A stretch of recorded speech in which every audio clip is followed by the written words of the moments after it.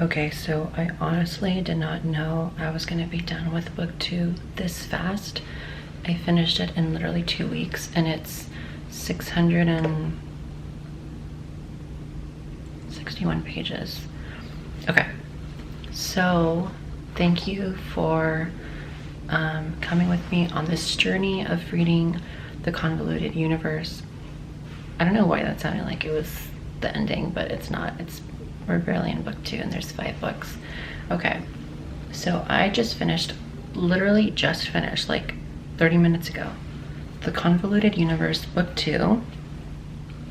So what it looks like. And you guys, I don't know if I'm gonna mention every single thing that I have on my notes, because there is so much that I wrote down in my notes, way more than the last video, and I don't want this video to be like over an hour, to be honest, because I really just rather recommend that you read the book in its entirety, especially the second to last chapter, the New Earth. You really need to read that entire chapter. I would love to talk a lot about that chapter, but I'd just be reading the entire thing. So that's that. And I know I always do like a fit of the day, but it's just a leather coat. Okay, so I think I might skip some stuff too for my notes, because it's just like a lot. I have like so much more information written down in this video than any others. Okay. So lots of problems in your current life are usually due to past lives, and they're carrying over to this life. Most of the time, just being aware that these problems are issues from past lives will make the problems completely disappear. And there's lots of examples that Dolores shows in the book where this is true, where literally just by having the client become aware of where these physical problems or wherever the problems are, by being aware of them, they literally are gone. Like, there was an example where she, one of her clients had like cancer in her, somewhere inside her body, I forgot where. But anyways, they were like creating tumors in her body, and the second that she became aware of the past life that was creating that in her present life, the cancer like immediately went away, and it was a miracle for doctors, and like there was no way to explain it. Like, nobody had any way of knowing like how that was even possible. So that was an example of a miracle of what can happen when you're just aware of the root of your problems. Now, they might not just be from this current lifetime, but some of them can be from this current lifetime too. So just don't discount that it's only from a past life, but it could be from your, present lifetime as well. Okay, and I do have a lot of pictures from the pages that I'm going to read from the book, like directly from the book, because they were just too important to not include in the video. So I want to include this.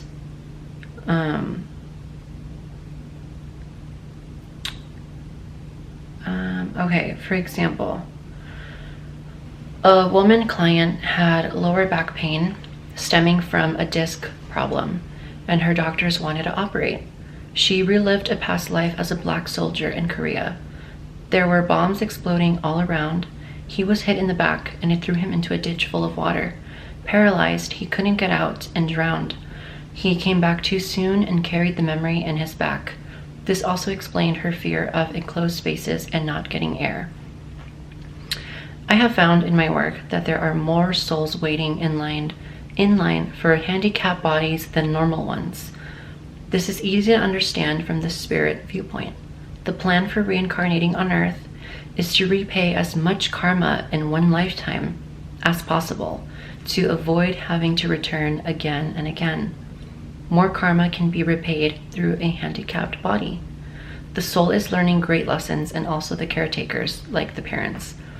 And these people have agreed before coming into this lifetime that they will take care of the individual and help them as much as possible.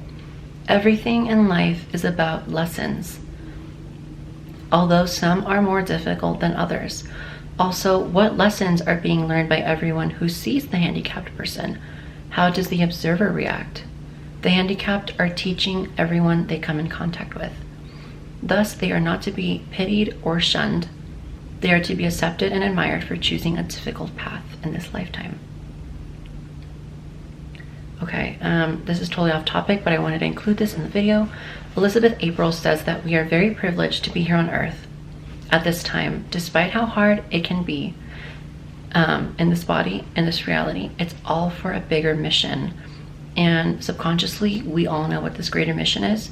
And one of the biggest missions I will be talking about in the last chapter in the end of this video.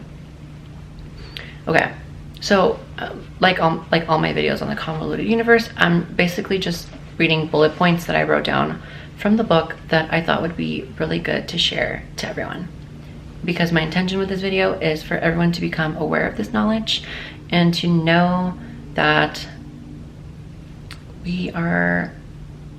this reality is not what we think it is, and there's so much more at hand. And there's just so much. And my intention with this video is just to make everyone aware and to hopefully shift to help everyone shift to a higher reality. Okay, the Council of Elders live inside the star Sirius. They are light beings, because this council is mentioned a lot in the book, and I think they were mentioned in the Custodians as well. The council oversees much of the cosmos. They are responsible for life and for creation. They create many of the species and many of the planets. They make all the rules and regulations, but they are not controlling laws. They are laws made from love. They are laws that work with freedom and with love. So it's not a system like the one we've created here on our planet or in America, where it's like fear-based laws. It is laws that are created from love and from freedom.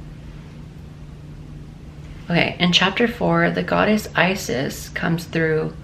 Her real name is Ezi or Etsy? Ezi? I don't know how to say it. It's E-Z-I, but when she channeled herself through a client, that's how she pronounced what her real name is. And somehow through the years we've interpreted it as Isis, so it's actually Ezi. And she states that there are tons of chambers that have yet to be found in Egypt. The Hall of Records is under the main pyramid, not under the Sphinx. There are also many tunnels under the pyramid that lead to the middle of the planet, where some races of beings live we didn't even know existed. And animals as well, that there's some animals down there that we didn't even know existed. Okay, there's lots of souls from the Atlantean times that have come to Earth at this time to clear their debt or karma. And many of these souls decided to come all at the same time so that we don't experience a fall like they did their fall of Atlantis. Isis said, the world really needs to awaken to love. And when I say Isis, obviously the goddess Isis. Just to make that clear. Okay. She says,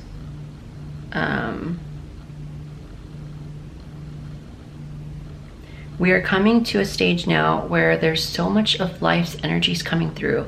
There's so much of higher frequencies that are being beamed onto this planet. The people will have no alternative but to change. All the rigid structures that are made up to now will all fall out.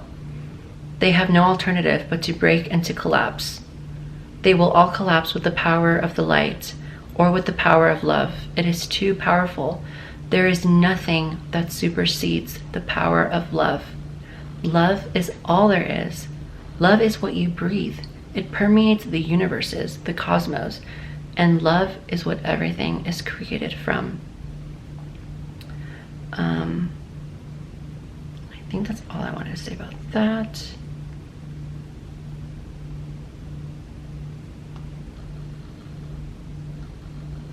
Okay, and then the Isis was saying this about the client that she was channeling through. In-grid works more with the whole energy and frequency system and brings the vibration of the divine love energy into their frequency system. By just bringing in this divine love, love permeates and supersedes everything else. It transforms and transpirits everything. Love is the most powerful force in the world. If people tell you that the opposite of love is fear, it is not so. Love just is. Love has no opposite. Love just is. It is the answer to everything. Everything. Where there's disharmony, wherever there's pain, just send love. Wherever there's hunger, wherever there's sorrow, just send love. Not only to humanity, but to all life. To the rivers, the oceans, the forests, the animals, the birds, the bees, the air that you breathe. To the whole cosmos, because you are part of the one. We are all part of the one. There is no separation. Okay, so I don't know. Oh, that was my knuckle cracking. So I don't know if I explained it thoroughly enough in the last video for Convoluted Universe Book 1, but we're going to fully clarify the crop circles. Okay.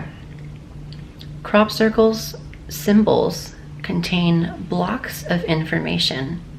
The purpose of the crop circles is to release the information contained in the symbol and implant it into the minds of anyone who sees the symbol in the grain.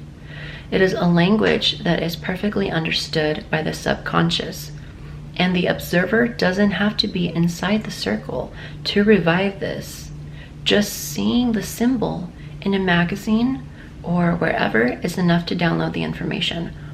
So I would call this like a DNA activation, and it's not just for us, it's also for the planet. So it's an energy entrance point for higher energy to funnel into the planet, either in like ley lines or vortices, or whatever, like places of high energy. That's where it's funneling into the earth. So Dolores asks why the pyramids were built and if they have a purpose. And the answer that came through was they were very compact sources of energy. They weren't like crystals, but they almost were able to amplify and help in the creation of many things within the pyramid and within the vibration of the pyramids.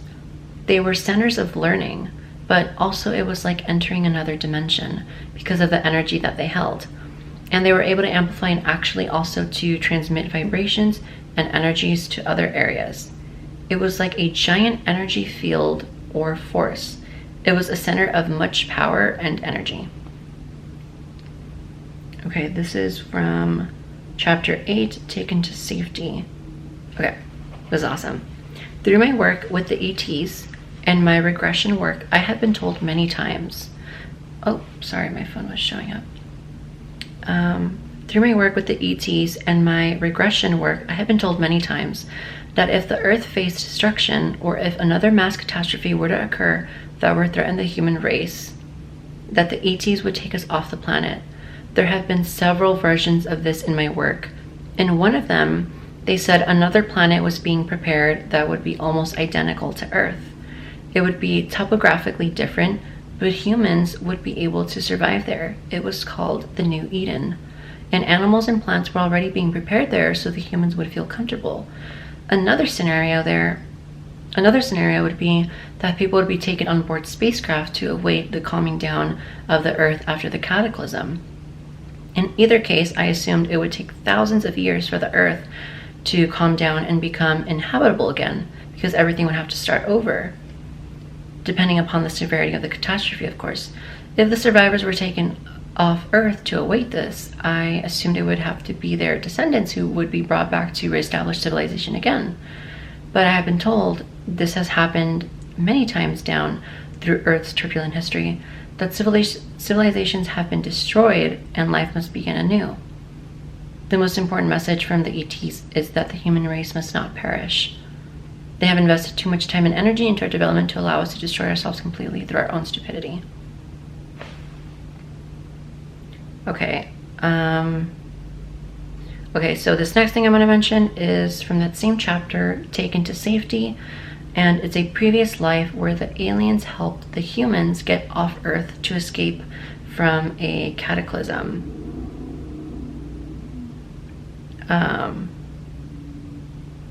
You know what? Okay. I'm just going to summarize that because I still have so much stuff to mention and I don't want this video to last forever. Okay. So basically what they're going to do if there is another like super cataclysmic event that happens, the ETs, I don't know which race in particular, I'm pretty sure all of them will help because they're all a part of us. So I think what they're gonna do basically is they're going to take us all on board a ship, and they are going to have us in what it's basically like suspended animation supposedly, and time will pass for the Earth while it's, you know, sadly being destroyed by whatever happens. But we as a human population, we will be protected from, I guess you could say, time passing, because there's no such thing as time. So like, I don't know how to explain it, but it says right here, time passes from the human perspective, but to us time is an illusion, which is one of the reasons why they can travel so easily through time and space without restrictions, because they know that it doesn't exist. So that's all I'm going to say about that. Okay, so in the chapter Work During the Sleep State, the client's subconscious reveals they help people while in their physical body on the other side to help lead them home or to God. I guess these are what you would call earthbound spirits, those who are lost in the astral after death, either because of fear or confusion. Okay, this is a touchy subject, so warning. Everyone that died on 9/11, for example, was all meant to ascend at that time. It was all planned on the spiritual world where everyone would be at that time, at that day, just like everyone's life is planned this way on the spiritual side. There are no accidents. Okay. So it mentions here like the people that were technically supposed to be at the Twin Towers that day, but weren't because, as it says here in the book, one went to answer the phone, one had a child that dawdled and didn't get ready as soon as he should have, one couldn't get a taxi. One of the most unusual was the man who put on a new pair of shoes that morning, took the various means to get to work, but before he got there, he developed a blister on his foot. He stopped at a drugstore to buy a Band-Aid. That is why he is alive today. Now, when I am stuck in traffic, miss an elevator, turn back to answer a ringing telephone, all the little things that annoy me, I think to myself, this is exactly where God wants me to be at this very moment. Next time your morning seems to be going wrong, the children are slowly getting dressed, you can't seem to find the car keys, you hit every traffic light, do not get mad or frustrated. And I think I mentioned this in my The Purpose of Everything video, where everything is on schedule and everything is on purpose. God is at work watching over you.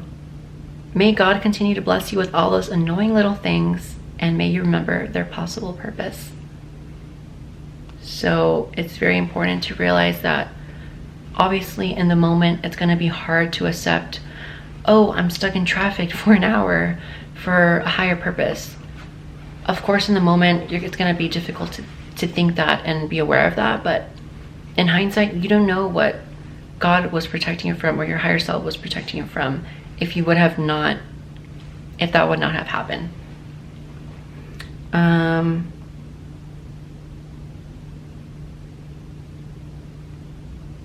don't have to mention that one. Okay. The problem is that this planet is of free will. This is what makes Earth so challenging. The spirit incarnated with all the memories erased of what the plans were in the first place. Only the subconscious remembers. I asked one time, why couldn't we remember? Wouldn't it make it easier? And the answer I was told was, it wouldn't be a test if you knew all the answers. So that really just goes to show that this third dimension, Earth, is a test. And it is one of the reasons why we come here, because it is a place of so much limitation. And what better way for a soul that is unlimited to learn things and to grow than be put in a limited space? One of the clients explains how she's living her Earth life, but at the same time, she's living a reptilian life on another planet in another galaxy, where she's a very advanced being and can project her mind anywhere she wishes. This shows more of the whole simultaneous time and simultaneous lives.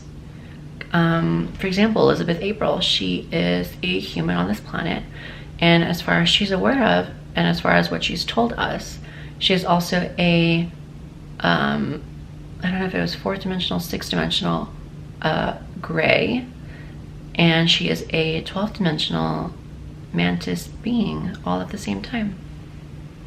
Okay.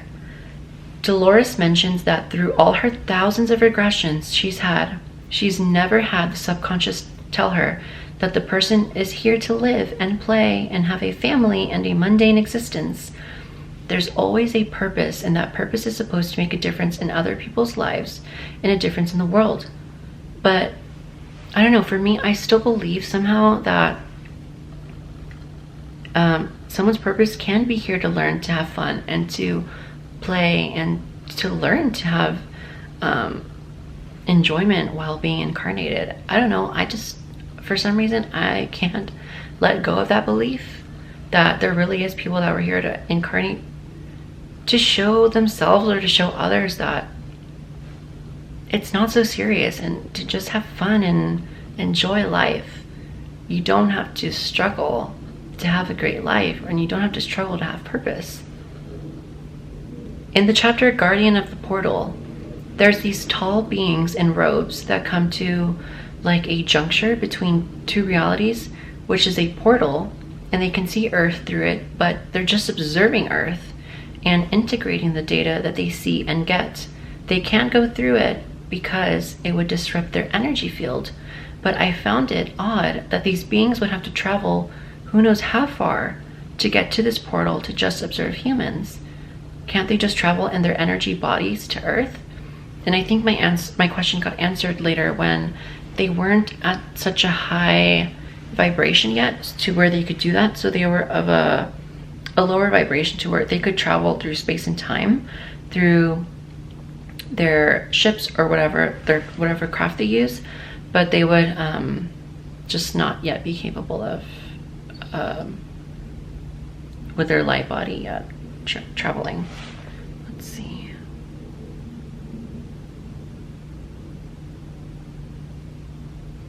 Okay, I think that was interesting too.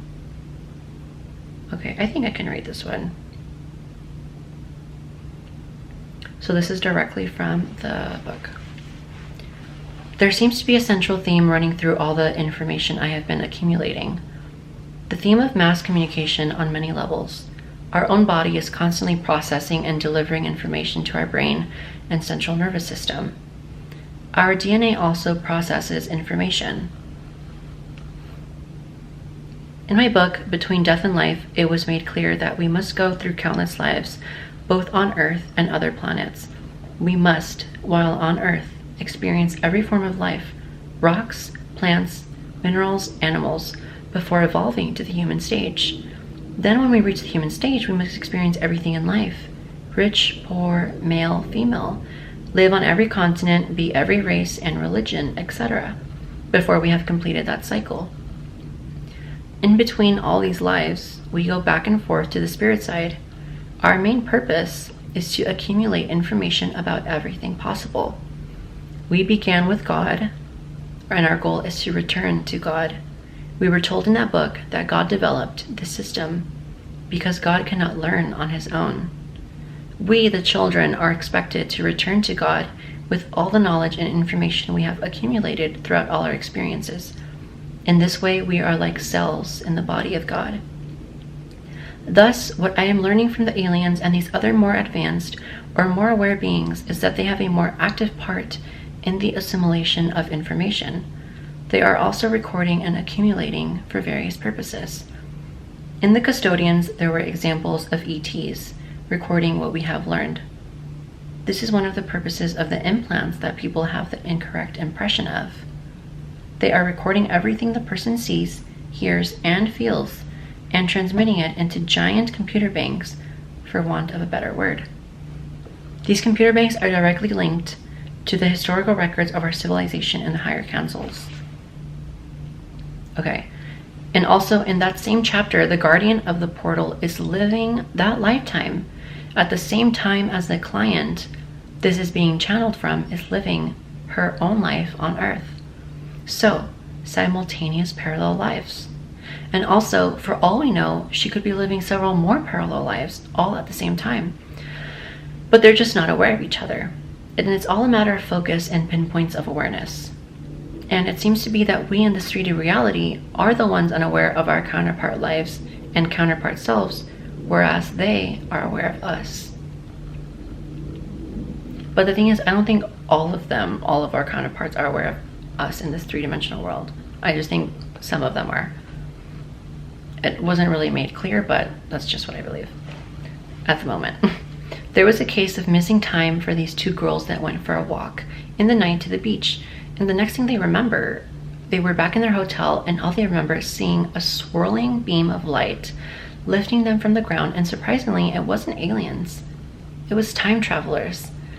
Okay, so supposedly the girls were about to enter an interdimensional zone that they shouldn't have been close to, so these time travelers teleported them back to safety.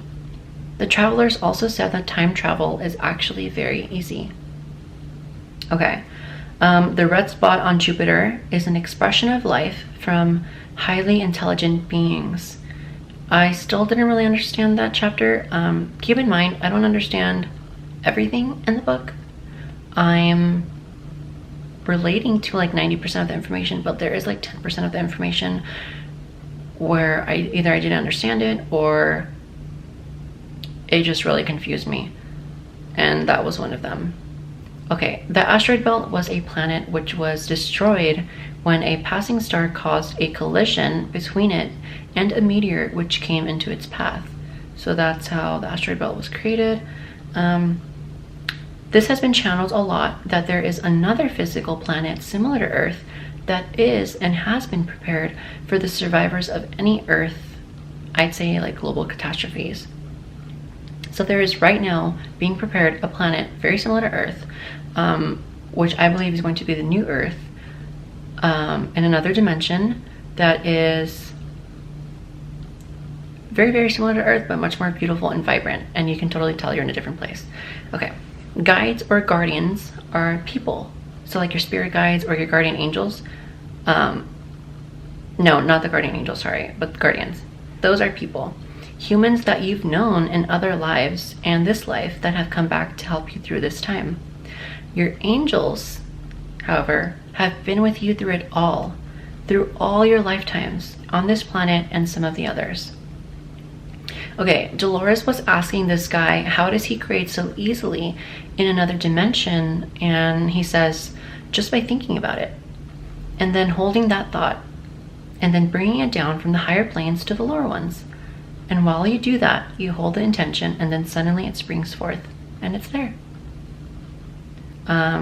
So that guy was literally one that literally created planets and galaxies and dimensions when he was not consciously aware and consciously awake in his human experience, but it was during his human experience that he was doing this in another dimension.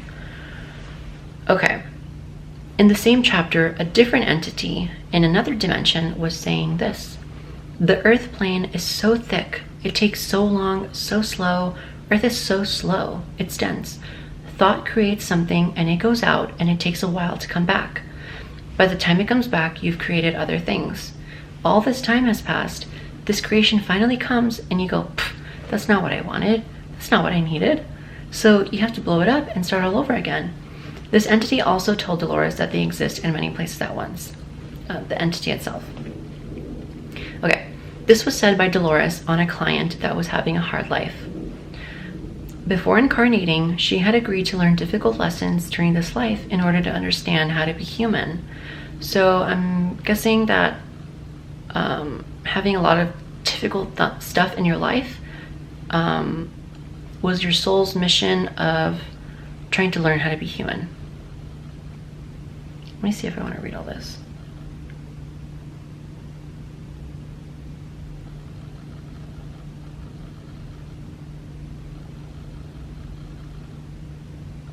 Okay, this one's pretty interesting. Okay.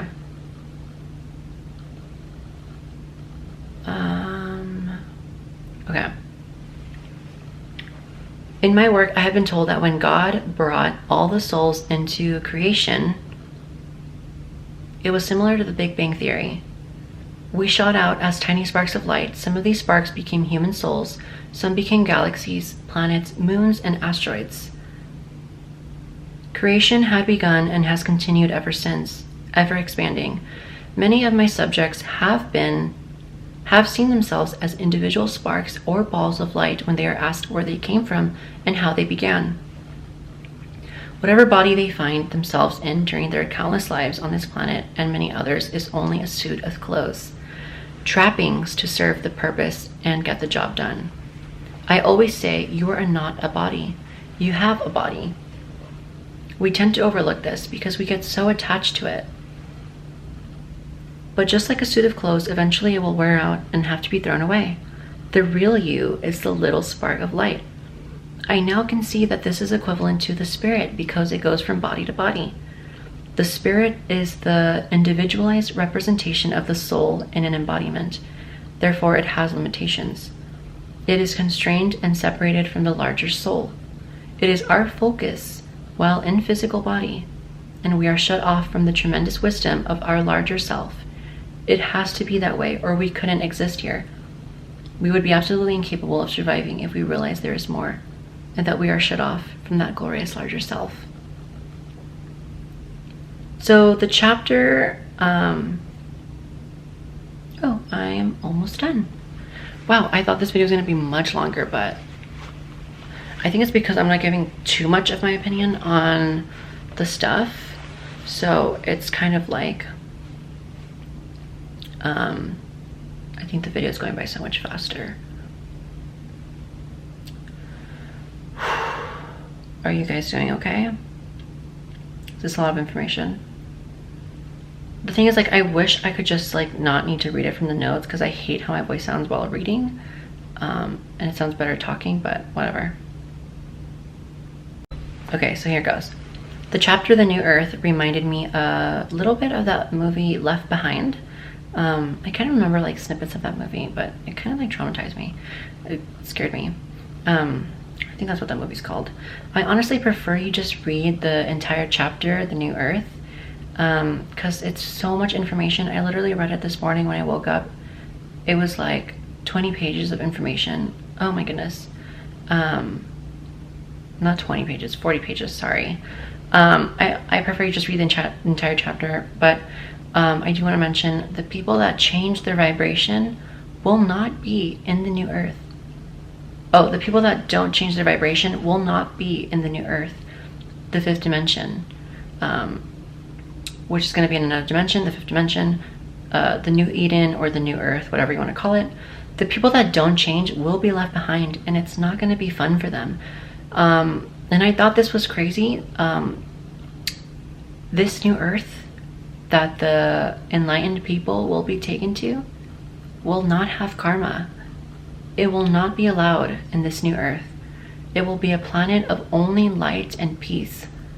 The way we'd be transferred is they would put all of the population in suspended animation for the people that are going. And let me just mention too why it's not cruel that lots of people will be left behind. This is the reason why it's not cruel. Each soul is given the choice, and if they are not moving and evolving, it's because they are choosing not to. And I don't know if that's one of the reasons. I mean, I honestly feel like I am going if I'm not already there in the new earth. But I honestly do feel all those physical shifts. I feel a lot of DNA activations going on.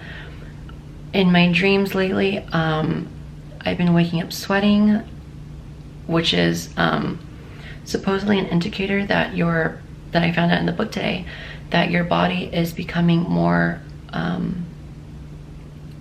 evolved to the light body, because it just starts glowing and radiating with white light and with heat. So it starts creating a lot of heat in the body. And I've woken up to a couple dreams in the past 2 weeks while reading this book. I can't believe I read this book in 2 weeks. It's so massive. But I for sure have visited other planets and other dimensions in some of my dreams. I remember it very vividly. I was like at this purple planet, and I don't remember much about it, but I do remember it vividly. And I thought it was so funny that there was someone in the book that had a very good memory. One of the clients had a very good memory, and the subconscious, or the entity speaking through them, was saying that the person remembered much more than they were supposed to because they have a really good memory. And that's totally me. Whenever I wake up and I have dreams, I record all of my dreams, I write them down, and they're so vivid. I honestly get them confused with memories sometimes, because I don't know, sometimes I can't distinguish between the two in hindsight, even though I know it was a dream. But that's literally how vivid that my dreams are. And I think it's really beneficial for me and for my evolvement and my advancement that I am writing all my dreams down, because it's just keeping score and keeping track of how much I'm in control and remembering of my dreams. And it's a really good thing, according to Abraham Hicks, if you can memorize a lot of your dream. And so I thought that was what's the word? I don't know what the word is. I thought that was, shoot, I can't think of the word. Elizabeth April says it all the time. Okay, it's okay. It's just like confirmation, basically. Basically what I was trying to say, but there's another word for it. But yeah, okay, let's see. Last note. Okay, in the chapter, which is the very last one, it's called Finale. Dolores has this quote from Nostradamus. "You do not realize the power of your mind. By focusing on the reality you desire, you can create it. Your energy is scattered, but once you learn how to focus and direct it, you are capable of creating miracles. And if the power of one's mind is that powerful, think of the power of group mind once it is harnessed. The power of the focusing of many people's minds is not only multiplied, it is squared. Then miracles can truly occur." So I want to end it with that on my notes. I do want to say that kind of reminded me of like the harmonic convergence, which was in like 19 something, I don't remember, or like early 2000s, I don't remember. But anyways, supposedly like we are on the brink of the Great Convergence, which is, I think, occurring now with like all the shifts that are going on now. And I'm filming this August 27th, which is, there was this TikTok that was coming up on my feed a couple of weeks ago. It was so weird. It was kind of creepy and scary at the same time, because it was like very eerie and mysterious. But supposedly this voice was saying that on August 27th, the portal to the 9 realms will be open. And I don't know what that means. The only 9 realms I can think of is the ones from Marvel, and those are the ones that Thor is a part of, like Asgard and all the other ones that I can't even pronounce. But when I did some research on the 9 realms, I couldn't find anything other than those. So I don't know which ones we're talking about, but I don't know. I woke up feeling great. The past like 2 days I've been really exhausted, but today I feel better. And I am telling you, it is totally because of some DNA activations going on within me. I have no idea, but that 14-stranded DNA is coming through, and I know it. There is just so much that I'm learning, and I know for a fact that being aware of this information and you guys being aware of this information is just going to help us ascend to the new earth so much better. And the entity that was channeling the information about the new earth said that the people that get stuck in the old earth are literally gonna witness the old earth literally exploding. I do not want to be a part of that, and I don't think I have to worry about that because I am doing a lot of energy work, I am doing a lot of mental work, and I've been doing a lot of auric healing, a lot of aura healing and space healing and Pleiadian energy healing and Pleiadian work. So I don't think I have anything to worry about. I'm just going to keep affirming to myself that I'm living in the new Eden, the new earth, the 5th dimension. It is here, it is now, it is finally time to embrace that light body and especially start eating better. That's something that came through the book towards the end, that you really need to stop eating meat, you need to stop eating things that are filled with chemicals, and you need to start eating live food, being like raw vegetables. They can't be cooked. They don't have the, I guess you could say, life force that they would have if they were cooked, and it's so much better and high vibrational if you eat it raw. So I am going to do that as much as I can. I do still like to eat, you know, junk food here and there, but you know, it's all a process. If you can do a cold turkey, good for you, amazing. But yes, so spread this knowledge everywhere. Supposedly just by people being aware and having that spark in their mind, that there's more and that there is better to come, and maybe just like little improvements here and there of vibration enhancement, or thinking better thoughts, or watching better things, or listening to better music. I don't know, just like really good things, or things that feel really good to you, that are good and loving and full of light and peace. I think just by changing those little things is enough to be eligible to transfer into this new Eden, into this new planet, which will be in another dimension, an entirely different dimension. It's going to be a jump. We are not going to the 4th dimension. We are skipping that dimension. We are going to the 5th dimension. And we are going to be able to live longer lives, live better lives. This new Eden is going to be so much more vibrant and so much more light. I guess you would say like lightweight. You could feel it. There's going to be different kinds of fruits, different kinds of animals. There's going to be different kinds of trees and plants, and you're just going to like know that you're there. Not immediately. Supposedly you're not going to know immediately once the switch happens, but eventually you'll know. It's going to be so much better and so much more fun. We're going to have nothing but like love and peace and light finally. Like, I'm telling you, this is why all of us have incarnated at this time. We've all incarnated at this time to experience this, and every single race in the universe, and I think even the multiverse, is very drawn to Earth right now. It's like the greatest reality show in existence right now, because this has never happened before. An entire population, an entire planet is jumping to another dimension. That has never happened before, according to all the entities that have been channeled through the Convoluted Universe books. That has never happened before, so it's something that everyone in the Galactic Federation, the Council of Elders, and all the race of galactic beings are watching right now, because it is a time of huge and massive change and awakening that has never happened ever.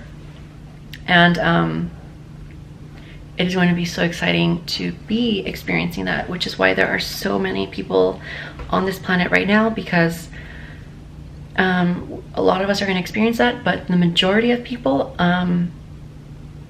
sadly to say for them, are not going to make it to the new Earth because they will not choose to change, and that is their choice.